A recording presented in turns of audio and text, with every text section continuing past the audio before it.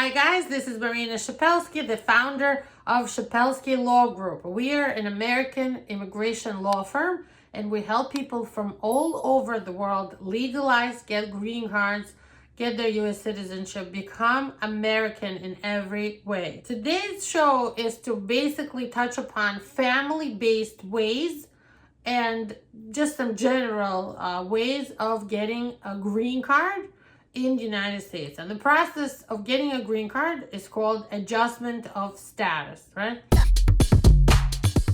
So let's start with family cases real quick. If you're married to a U.S. citizen, or in some cases even a green card holder, you can apply I-130 and I-485 and adjust status, get a green card through a marriage. You have to prove that you live under the same roof, you share room and board, you share expenses, and if you earn money, you earn it together as a family. That you live as a family. You have an intention to create a family, kids, grow old together. There's an interview for this. You have to prove the marriage, and you have to prove to get the green card that you are a person of good moral character, that you deserve the green card, that you haven't had major criminal arrests or anything bad that makes you not a great person and not be eligible for a privilege of having a green card. If you're married to a U.S. citizen or green card holder, but they abuse you, if it's a bad marriage, if they treat you bad, call you names,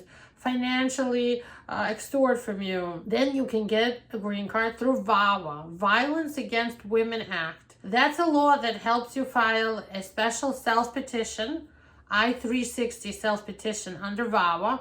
You could be a man or a woman. If you're in an abusive marriage to a citizen or green card holder, you have to prove moral character.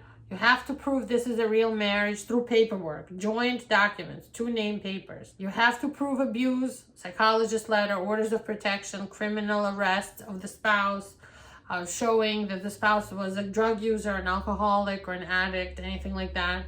And you have to prove that you lived with them and you had to put up with this and you have trauma from this, okay?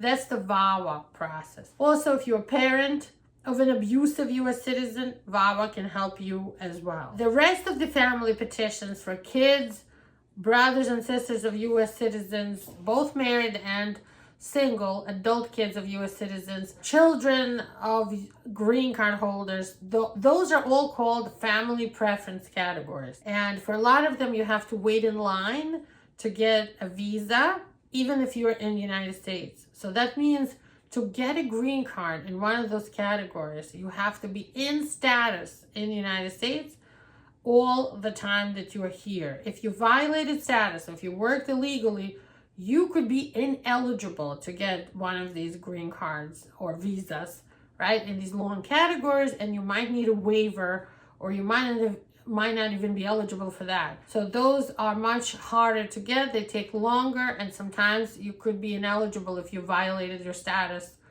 or worked in the United States illegally. But all of those petitions, family petitions, need Form I-130 filed. Then the date the USCIS receives your package of papers, that's a priority date, and based on that priority date, you get in line for a visa. The only people who don't have to wait in line, there's no line, is spouses of U.S. citizens, right now spouses of green card holders, kids under 21 of both U.S. citizens and green card holders, and parents of U.S. citizens. Everyone else, there's a line and you have to wait, and the priority date is super important for the I-130 and those, the I-130 family petition. Okay, some other ways to get a green card is if you won asylum or you came here with refugee status. If you have asylum or refugee status, after a whole year, 1 year completely of waiting, you file for a green card, and USCIS might still interview you and see if you're eligible to get the green card if you hold asylum or refugee status. Of course, there's also work green cards, especially if you're an extraordinary ability person or you have amazing education and experience in science, technology, medicine, engineering. People like that are definitely first in line to get a green card through work. Other financial or professional people also can be eligible, but they have to go through something called the PERM process, and get their green card when their employer advertises their position and can prove that they couldn't find an American person to become that type of an employee for them, that they have to look into immigrants for recruiting and not just Americans. So that's just for more or less people with a bachelor's degree or like a master's degree. And if you had an H-1B visa, you have good experience, it definitely helps with this work visa, but it doesn't guarantee that you can get a green card just because you have a work visa. That's a very important point that I wanted to emphasize. If you have a work visa, it doesn't mean that you will automatically get a green card through work. It's just a visa, and it might end and you might not get anything. And generally speaking, it's not so easy to get a green card. So basically, those are the general categories that we work with. People who get their green cards through family, through marriage, abuse, irregular, asylum, and we work in asylum cases, of course, work visas, work green card petitions at different levels with advertising and recruiting and without.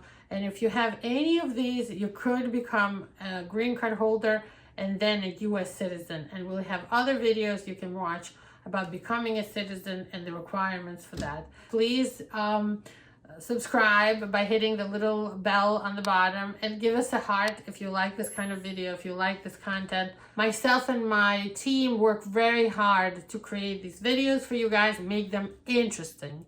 So thank you for watching until the end. Until next time, bye-bye.